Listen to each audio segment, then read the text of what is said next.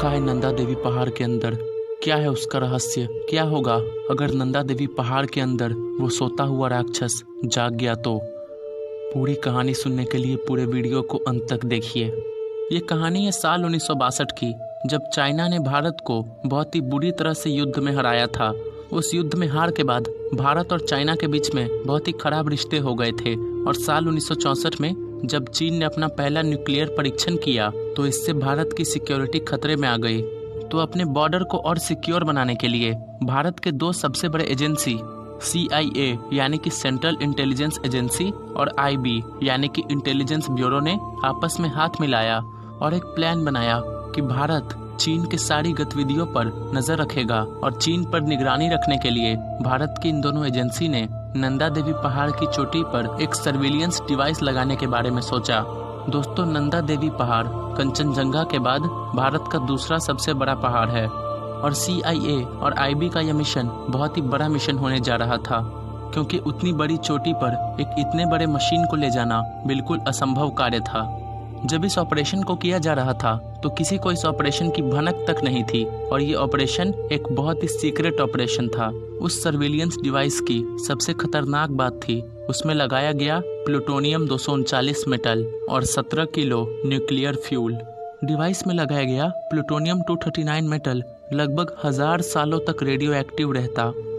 उस plutonium 239 metal की सबसे खतरनाक बात थी कि उसका 1 मिलीग्राम भी बहुत सारे लोगों में कैंसर फैला सकता है। लेकिन उस समय किसी ने ये नहीं सोचा था कि आगे क्या होने वाला है। तब शुरू हुआ नंदा देवी पहाड़ का मिशन। एक क्लाइंबिंग टीम को बनाया गया और वो क्लाइंबिंग टीम उस डिवाइस को लेके नंदा देवी पहाड़ के चोटी तक जाती। लेकिन चोटी से 1000 फीट नीचे एक बहुत ही बड़ा तूफान आ गया और उस तूफान के कारण सभी लोगों को उस डिवाइस को वहीं छोड़ के जाना पड़ा और उस मिशन को बंद कर दिया गया। और लोगों ने सोचा कि वो उस डिवाइस को उसी बर्फ में छोड़ देंगे और बाद में जब माहौल शांत हो जाएगा तो उस डिवाइस को वापस ऊपर ले जाएंगे। उन्होंने इस डिवाइस को 24,000 फीट के हाइट पे छोड़ा था। लेकिन कुछ दिनों बाद उस पहाड़ पे एक बहुत ही बड़ा एवलांच आ गया। वो एवलांच उस डिवाइस को अपने साथ ही ले गया और वो डिवाइस वहां बर्फ में कहीं दब के रह गई। उसके बाद एक टीम वापस उस डिवाइस को उस बर्फ में खोजने गई, लेकिन वो डिवाइस कहीं नहीं मिल पाया। उस डिवाइस का 17 किलो न्यूक्लियर फ्यूल और वो प्लूटोनियम 239 मेटल वहीं कहीं दबा हुआ था। लेकिन बहुत अत्यधिक खोज करने के बाद भी किसी को उसका एक भी सुराग नहीं मिला। जब इस घटना की खबर पूरे विश्व में फैली तो भारत सरकार का बहुत विरोध किया गया था। लेकिन बहुत सालों तक उस डिवाइस को खोजने के बावजूद भी उस डिवाइस का एक भी सुराग नहीं मिला और वो न्यूक्लियर फ्यूल और वो 5 kg प्लूटोनियम वहीं कहीं गायब हो गया।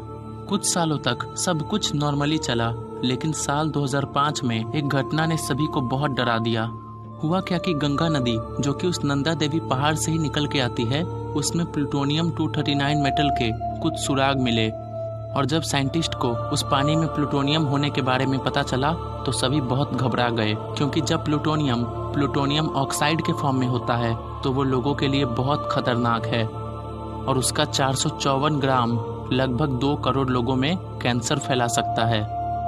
लेकिन इतने सालों बाद भी उस प्लूटोनियम मेटल और उस डिवाइस का कोई सुराग नहीं मिला और आज भी वो उसी नंदा देवी पहाड़ के बर्फ के अंदर दबा हुआ है। तो दोस्तों, और ऐसी रहस्यमयी कहानियाँ सुनने के लिए नॉलेज भूमि को सब्सक्राइब कीजिए और अगर आपको लगता है कि हम कुछ इम्प्रूवमेंट कर सकते हैं तो कमेंट में वो भी बताइए। तो फिर एक और ऐसी ही वीडियो लेके हम वापस मिलेंगे।